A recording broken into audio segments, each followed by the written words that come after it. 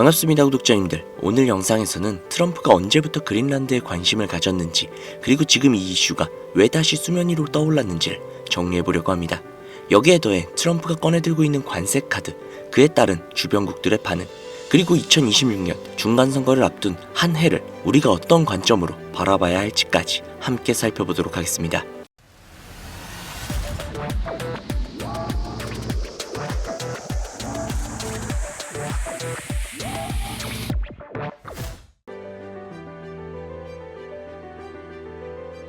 먼저 시간을 조금만 과거로 되돌려 볼게요.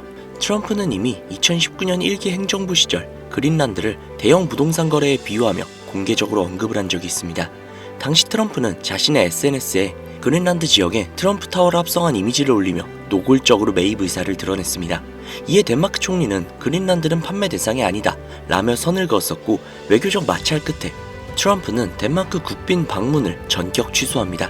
이후에 트럼프는 더 이상 이런 시도를 하지 않겠다 라고 말하며 이 사안은 일단락되는 듯 보였습니다. 하지만 이야기가 끝나지 않았죠. 24년에서 25년 트럼프 2기 행정부 구도가 형성되면서 그린란드는 다시 언급되기 시작했습니다. 이번에는 명분이 달라졌죠. 국가 안보입니다. 트럼프는 중국과 러시아의 북극 진출 견제, 러시아 봉쇄의 완성, 중국의 북극 항로 차단, 그리고 미사일 방어 체계 강화라는 군사적 명분을 앞세웁니다. 이 과정에서 그린란드 독립 세력과의 접촉이 강화가 됐고, 덴마크로부터의 분리 가능성까지도 언급이 되었습니다.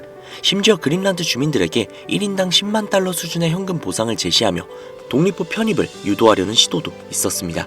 그럼에도 불구하고 뚜렷한 진전은 나오지 않았죠. 이제 트럼프는 더 강한 수단을 꺼냈습니다. 3차 시도, 바로 관세입니다. 2026년 1월 트럼프는 그린란드 장악을 방해하고 있는 유럽 8개국에 10%에서 25%의 관세를 부과하겠다라고 공개적으로 언급합니다. 그 여파로 휴장일이었던 월요일에도 미국 선물 지수는 급락을 했고, S&P 500, 나스닥 100 선물, 유럽 선물 지수 모두 하락을 했죠. 트럼프의 워딩은 명확했습니다. 그린란드 매입 합의가 이루어질 때까지 경제적 압박을 계속하겠다.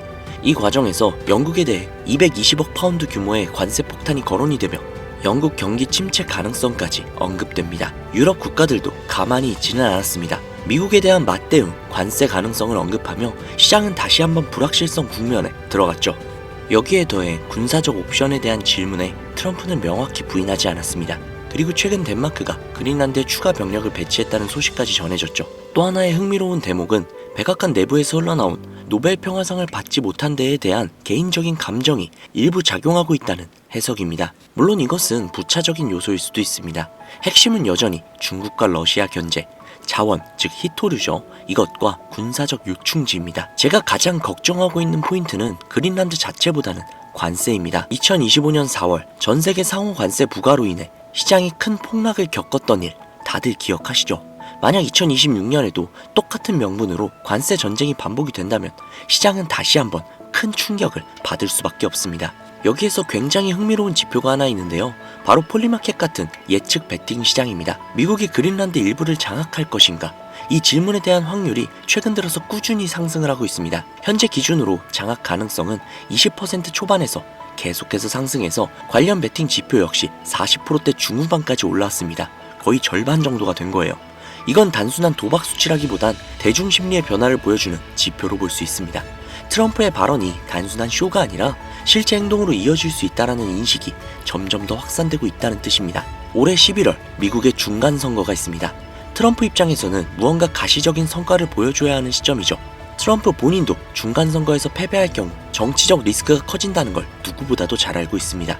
그래서 2026년 상반기까지 공격적인 워딩, 강경한 정책, 관세 카드가 반복해서 등장할 가능성이 높다라고 봅니다. 역사적으로 보면 중간선거가 있는 해는 수익률이 가장 저조한 경우가 많았습니다. 하지만 중요한 건 그 해에 폭락 기회가 되는 경우도 많다는 점입니다. 지금 섣불리 큰 비중을 실어서 5%에서 10% 수익을 노리기보다는 26년 상반기 극도의 공포 구간이 왔을 때 타점과 물량을 준비하는 전략이 더욱더 중요할 수도 있습니다.